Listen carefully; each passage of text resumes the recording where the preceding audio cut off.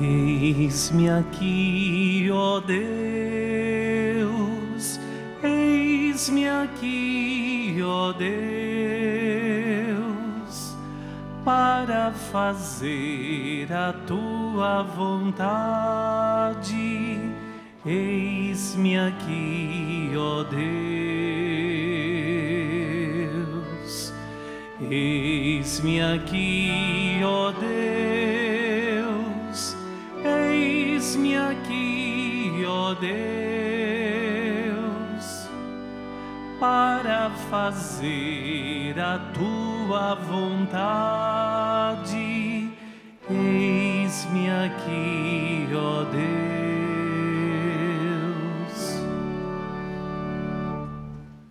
Meus queridos e queridas de Deus, iniciamos o mês de agosto, o mês vocacional, e somos todos convidados a rezarmos neste mês para mais vocações para a nossa igreja, vocações religiosas, vocações presbiterais, vocações leigas, para que a nossa igreja avance sempre mais e anuncie o Evangelho de Jesus. A primeira leitura, um tanto quanto grande, não foi? Nós vimos que esse texto vem mostrar para nós a questão de maus pastores. Maus pastores atrapalham o rebanho. Maus pastores criam situações difíceis. Maus pastores vão na contramão do coração de Deus, da vontade de Deus, dos caminhos de Deus. E ali nós vemos um profeta, Jeremias, que tenta desmascarar um desses falsos profetas, um profeta que iludia o povo. Iludia porque ele fazia falsas promessas. As promessas eram belas, eram convincentes, mas eram mentirosas, eram falsas. E quando alguém faz promessas falsas, certamente essa pessoa não está falando em nome de Deus. Assim se deu com esse Ananias que nós ouvimos falar ali no Evangelho, né? Um mau profeta, então, ele coloca um peso muito grande nas costas das pessoas, porque ele está iludindo, e muitas vezes ilude até para aproveitar do rebanho, recebendo coisas, recebendo dinheiro. Então a gente vê nessa leitura a religião que pode ser usada como instrumento de dominação. Nós temos ouvido falar por aí, nesses tempos que se chamam hoje, de uma teologia do domínio, de gente que usa a religião para abafar a ideia do reino de Deus anunciado por Jesus, para quebrar o caminho do viver e crescer em comunidade, para quebrar a unidade da igreja. Então a primeira leitura vem chamar a nossa atenção. Nada de religião que não vá ao encontro dos caminhos do Senhor, que não vá ao encontro do Evangelho de Jesus, que não vá ao encontro do magistério da igreja, que não vá ao encontro da unidade e da paz. Este é o verdadeiro caminho de uma religião verdadeira. E o Evangelho de hoje, ele está em continuidade com o Evangelho de ontem. Vocês se lembram do Evangelho de ontem? Um Evangelho belíssimo que fala da multiplicação dos pães. É Jesus que olha a realidade do povo, é Jesus que se compadece da situação daquelas pessoas, é Jesus que ensina o milagre da partilha. Onde há partilha, não falta nada. Mas hoje nós temos a continuidade desse Evangelho. E o que nós vimos ali? Nós vemos Jesus que manda os discípulos entrarem no barco Jesus que envia esses discípulos para o outro lado, Jesus que fala assim: ó, vocês não fiquem aí parados olhando o milagre. Não podemos ficar parados, é preciso caminhar sempre, é preciso ir para o outro lado, é preciso ir para outros caminhos. O Evangelho não pode ser parado, ele tem que ser anunciado. Então aqui há elementos belíssimos que ajudam a nossa meditação, ajuda a nossa missão, ajuda o nosso ser igreja, ajuda a gente a aprofundar a fé e a partir dessa fé a gente viver mais feliz, mais entrosado, mais unido, com mais esperança. E nós vemos ali então, quando Jesus manda os discípulos não ficarem parados olhando o milagre, Ele está dizendo também para nós: não basta apenas a gente rezar, não basta apenas a gente ouvir a palavra, não basta apenas a gente repartir o pão, não basta apenas a gente colocar o joelho no chão.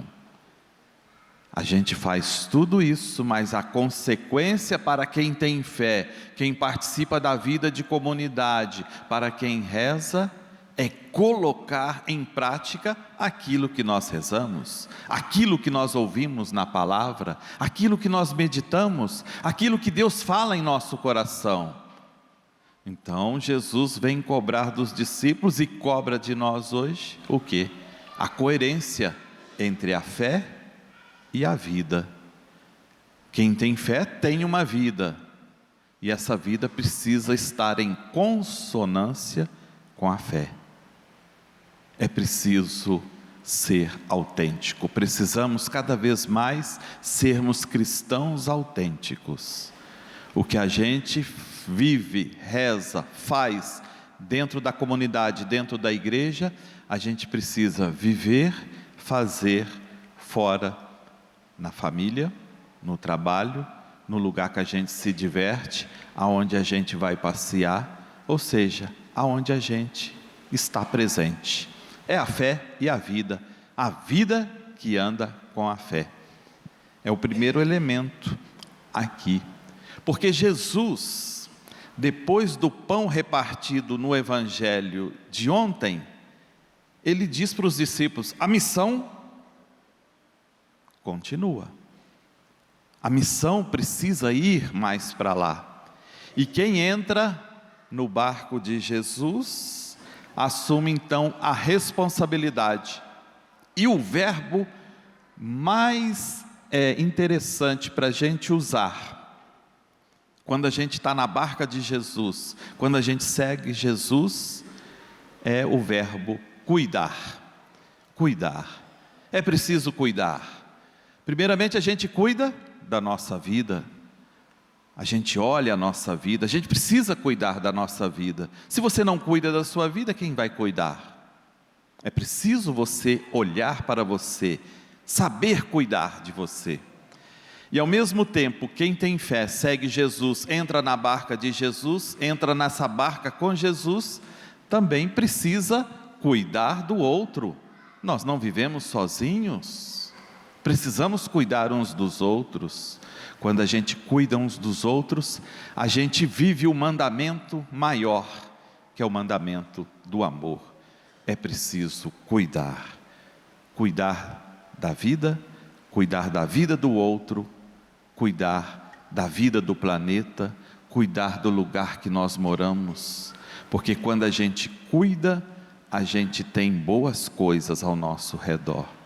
Quando a gente não cuida, as coisas deterioram, acontecem coisas ruins, acontecem coisas que atrapalham o nosso bem viver. Por isso o importante é saber cuidar. É uma palavrinha forte desse Evangelho, né? O barco de Jesus também enfrenta tempestades, né? Quando a gente está na barca de Jesus, a gente às vezes está vivendo uma história, e nessa história, mesmo que a gente tenha fé, mesmo que a gente reze, mesmo que a gente ouça a palavra, partilhe o pão, a gente está na história da vida, e na história da vida, mesmo aqueles que têm muita fé, mesmo aqueles que rezam bastante, eles ficam doentes. Quantos de nós estão doentes? Quantos de nós temos alguém próximo a nós que estão doentes? E será problema de fé isso? Não, é a história da vida que vem para todos. Muitos que rezam têm problemas financeiros. É um problema de fé? Não. Muitos dos que rezam e têm fé e participam da vida de comunidade têm problemas de desunião. É um problema de fé? Não. E assim a gente vê várias situações na vida de quem tem fé, que são as tempestades.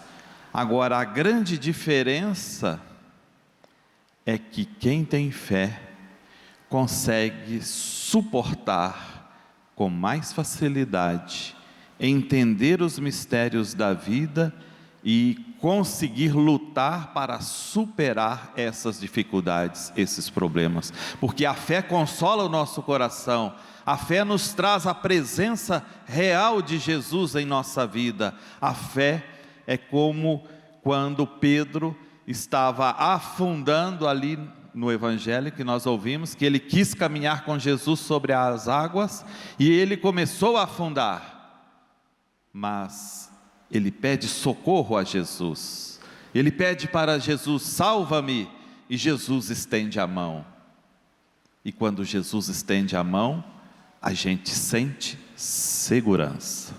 Por isso a importância da vida de fé, e esse Evangelho tem tudo a ver com a nossa fé, a ver com essa razão que a gente tem, que a gente busca de seguir a Jesus. Portanto, a palavrinha muito simples, muito curta, é que nós precisamos entrar na barca com Jesus.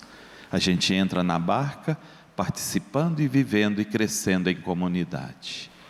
Portanto, meus queridos, que a gente peça a intercessão de Nossa Senhora, para que ela nos ajude a estarmos sempre com Jesus, a entrarmos nessa barca com Jesus.